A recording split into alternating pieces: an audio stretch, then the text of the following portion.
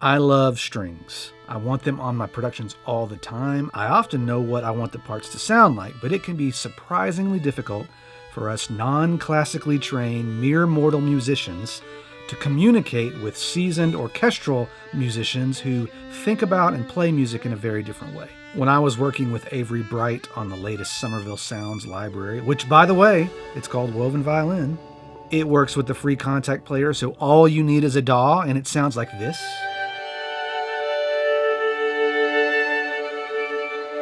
Avery works out of his own studio in Nashville. He kind of speaks folk, pop, rock musicians like myself, and he knows what these squiggly lines do.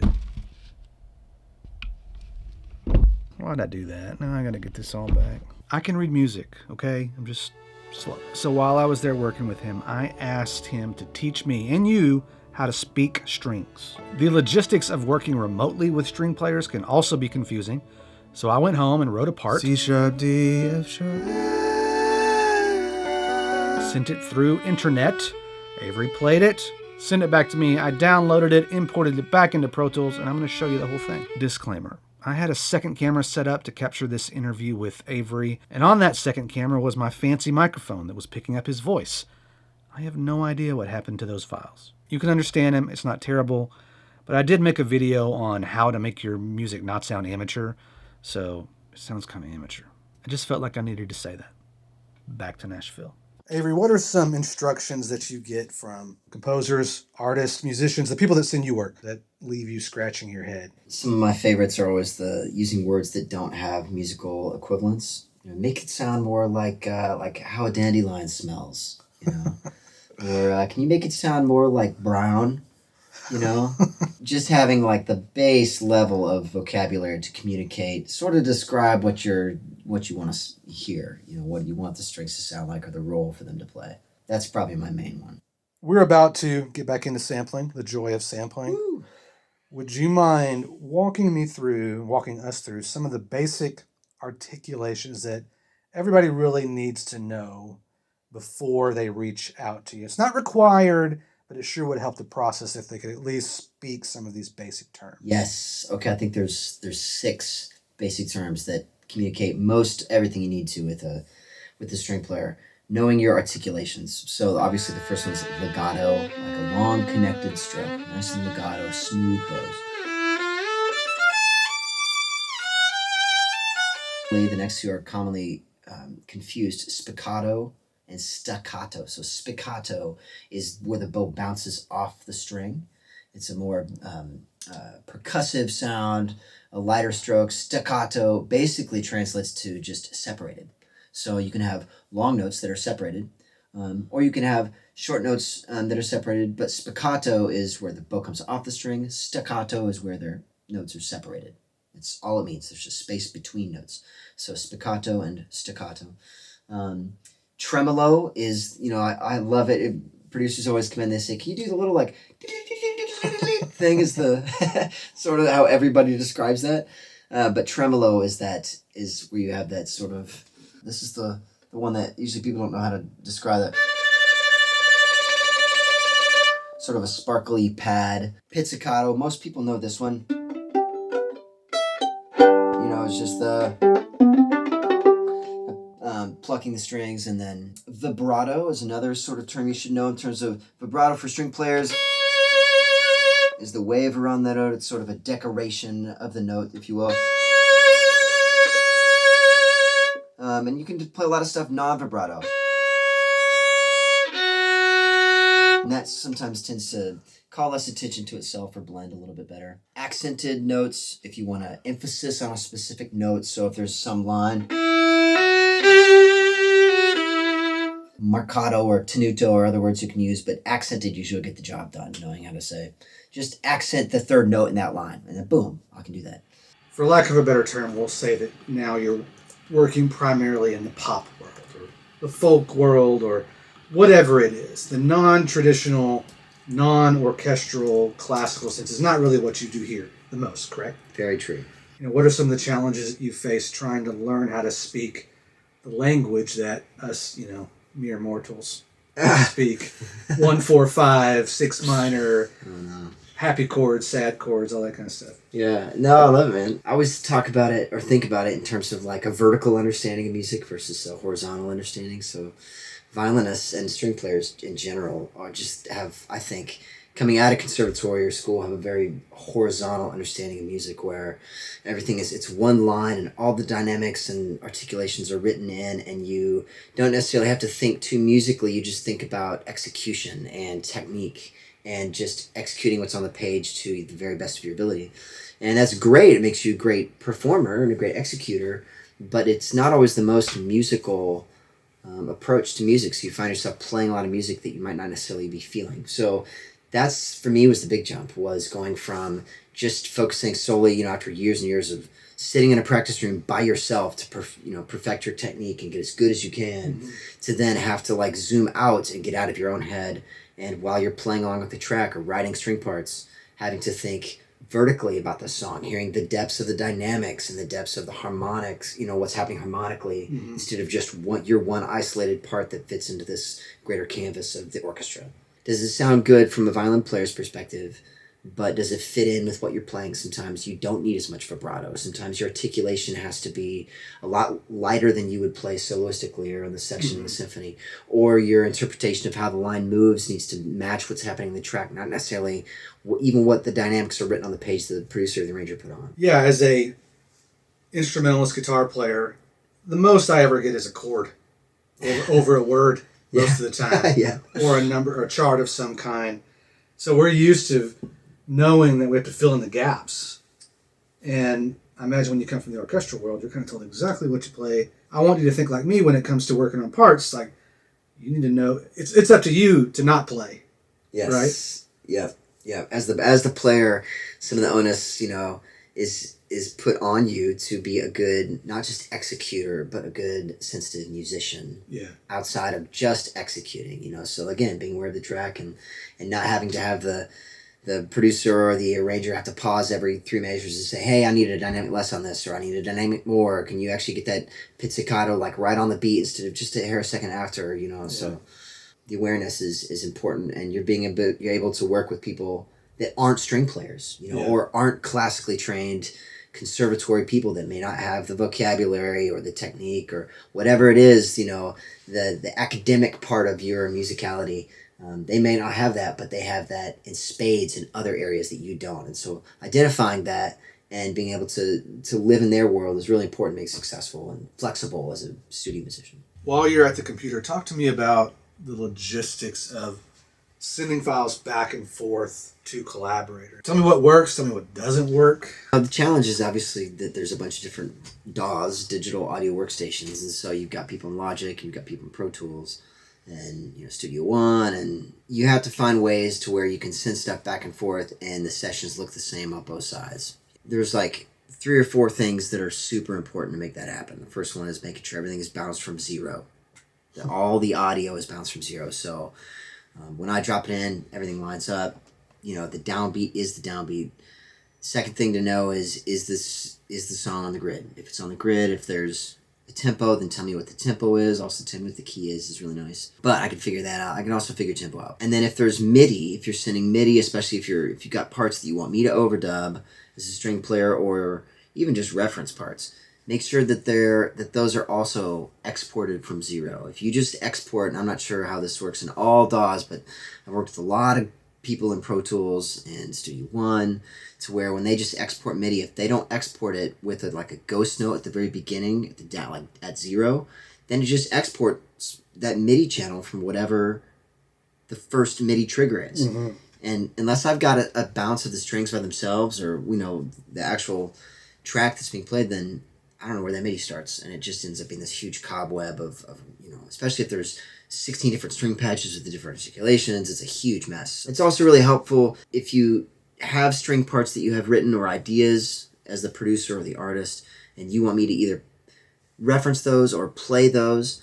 Having MIDI is great, but also if you send me, oh, hey, I've got strings written already, and then I just get a wave that has 14 strings all blended together, I can't pick out individual parts from that. There's no way. So being able to have each string part, this is the violin 1 part, even if there's like just one part on that lane, and then this is the violin 2 part. I have one part. I have the parts broken out into individual tracks. Then I can copy them and play them down. I really just need a stem of the track. I need a stem of the vocal. So the vocal isn't fighting, if the vocal sometimes is a demo vocal or hasn't been tuned yet, then especially if you're trying to make sure you're playing in tune, it can be very difficult. I want a stem of the track. I want a stem of the vocal.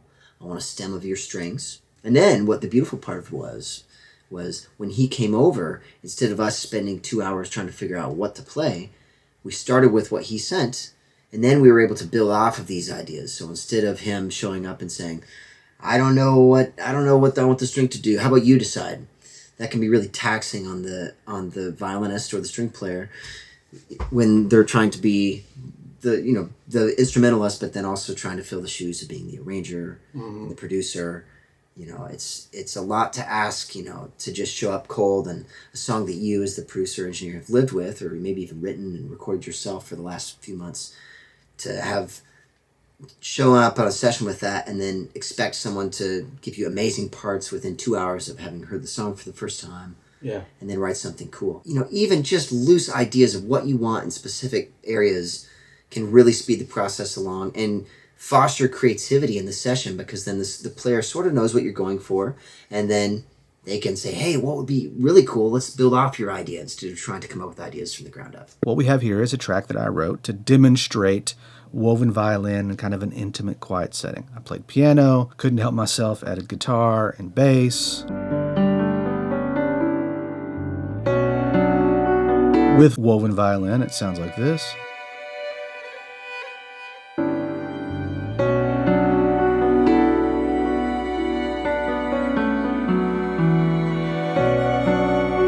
Texture, drone-like phrases and swells just kind of swimming around in the background. But I want a lead part of some kind. Here's a part that's matching the na-da-da-da-da. Now I'm playing this with the phrases articulated. This isn't meant to be a legato style patch. Da-da-da-da-da. I'm following that piano melody. C sharp, D, F sharp, A. I'm using this MIDI track to give Avery the notes that I want to hear, and then also the duration, the length of the notes. With the phrases track, hopefully he can infer what I'm going for, but to take it a step further, I'm going to sing the dynamics. This could be bad. I need to put on headphones for this. Turn on the mic. We good? Yes.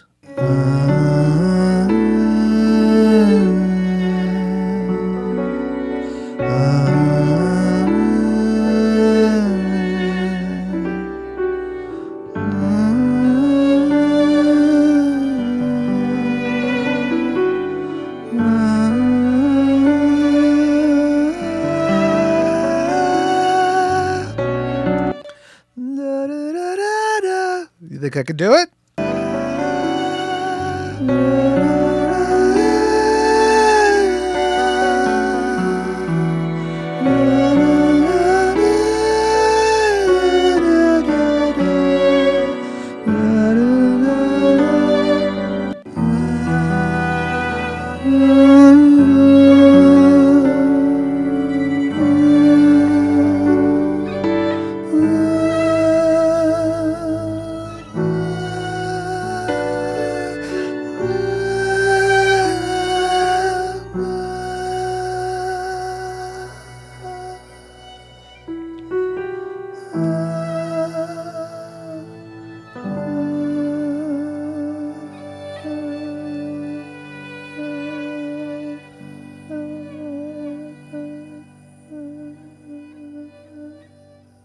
Before we even listen back to this, auto-tune. If there's ever an argument for auto-tune, it is this. I don't want to hear this without it. We're going to turn that retune speed up.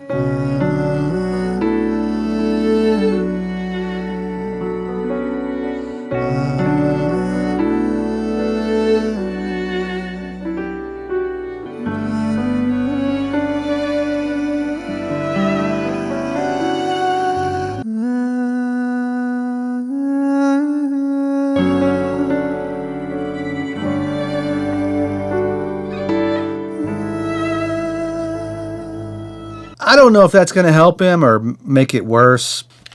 My instructions to Avery on these long held out whole notes that go over multiple measures, that he can do whatever he wants there. And I'm also going to tell him to do your thing. This is a delicate tune and there's a lot of room for expression. So I'm not necessarily concerned with him playing this part exactly, but he'll be able to infer that I want him to match the melody on certain parts, and I will give him the freedom to add all the other notes that he wants to add to bring it to life. I'm going to clean this up and bounce everything from 0. Before we move on, I'm going to duplicate this track. Right now, you can see that I played it in and stuff's ahead of the beat and all that. And I'm going to do 100% quantize. Boom. I'm also going to turn on and note off. And you know what? I'm going to do it in eighth notes because most everything is an eighth note. You can see it starting right on the grid and ending right on the grid. That one hung over. I'm going to get rid of that. I'm going to put everything in grid mode. I'm locking it. I'm going to carry this all the way out to the end. And then, yeah, it looks like we're good. Oh, we got a little hangover right there. The reason why I'm doing that, when we flip over to score mode, what we have here is my original track. If I gave that to Avery, he would punch me in the face. I'm going to give him this instead. So I'll send him that score, and then I'm going to take all these tracks here. This will be my band track, which is going to be piano, guitar, and bass. There's no reason why he needs those individual stems. I'm going to select that and bounce from 0. This is called Piano Improv in D at this point, which it needs a new name. We're going to call it Band for Avery. And I'm going to bounce that down. I've got nothing on the master bus, so I should be in pretty good shape. So I'm going to select all of this. I'm also going to go, this was Avery's recommendation, and I'm going to take this D right here, and I'm going to duplicate it. I'm going to put it right there at the beginning, and we'll extend it for a bar. So that way, when I go to the beginning of this, there should be a MIDI note, but I'm going to bounce that from 0 on the timeline. I rename it lead violin. Now I'm going to solo up this beauty. And then we'll call it John's Lovely Voice. And then I'm going to grab this one, export it as woven. So I don't want him to replace this, but I want him to hear it, and he might catch the vibe and want to do something similar and replace that. I have 1 minute of recording time and 4% battery. I'm going to consolidate that MIDI file with its ghost note and then export that as a MIDI file. Now I'm going to take... Going to drop this into my nice little Logic template here. I start with the waves. Looks like we've got a band stem, a lead violin stem, a woven violin stem maybe. And John's lovely voice. I can't wait to hear that. Dropping these babies in. Okay. I'm going to have to find the tempo. I don't think he put it in. Okay, no. But there's my time signature. Hey, included a score. Very nice. So I know we're in 3/4 time. I'll change that. Now let me find the tempo. Let's see. I want to say it's around 120-ish. I have so many songs at 120 because that's the base tempo that Logic starts you with. It's nice when people include the tempo of the song and the time signature. Just, you could put it in the file name, any of the stems, or the name of the folder as well can be nice. Just so then I can just see it when I drop stems in, then I can just put the tempo and the time signature in, and then we're off to the races. Let's import our MIDI. Now it's always really helpful when people include a ghost note. MIDI can be really finicky. When you export MIDI, it really helps to have a ghost note at the beginning that matches the downbeat of where you bounced your stems from. Saves you a phone call or 10 minutes of finagling to get stuff worked out. So let's see, here we go. Import. We're going to use the post felt for a nice little piano sound here so we can hear what's going on in the MIDI. Here's the MIDI that he exported. Looks nice.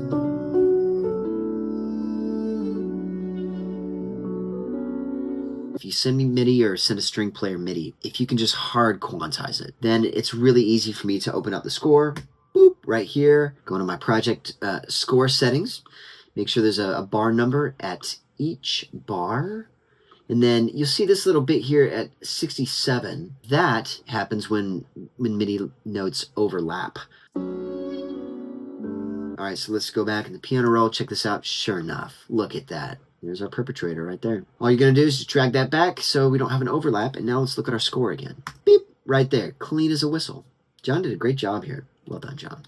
Now I'm looking at the score here. This is obviously just Logic's interpretation of the MIDI. There's no dynamics. There's no swells or crescendos or decrescendos written in necessarily. But John went the extra mile and sent me a vocal track to basically communicate his performance desires that I can replicate on the violin.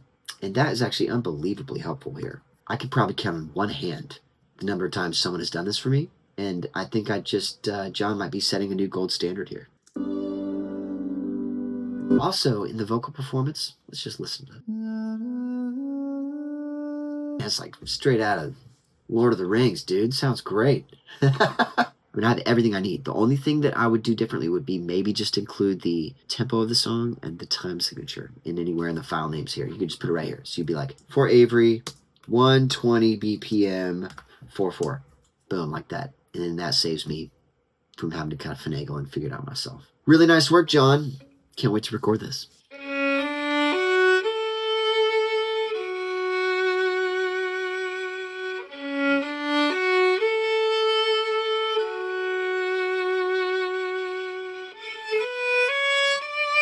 I just got some files.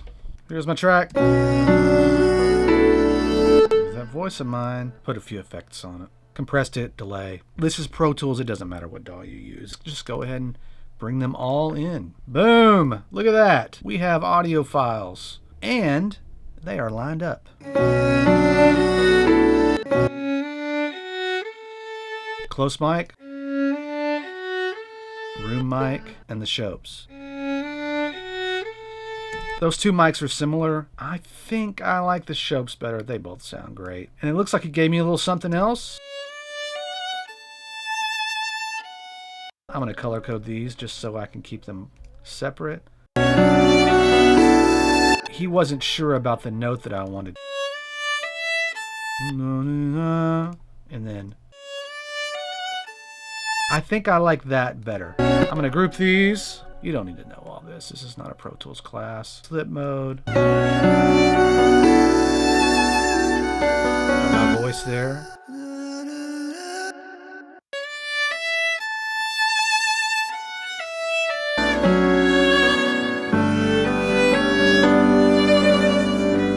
Yeah. All right. As I start writing a track for YouTube and I do it really fast, I start adding stuff to it and adding stuff to it, and I'm like, I wish I would have done this different. There's so much I'd like to change on this track. Maybe I will, maybe I won't. But Avery certainly nailed it and did exactly what I asked him to do. You know what? I've lost my woven track. Let's listen to it.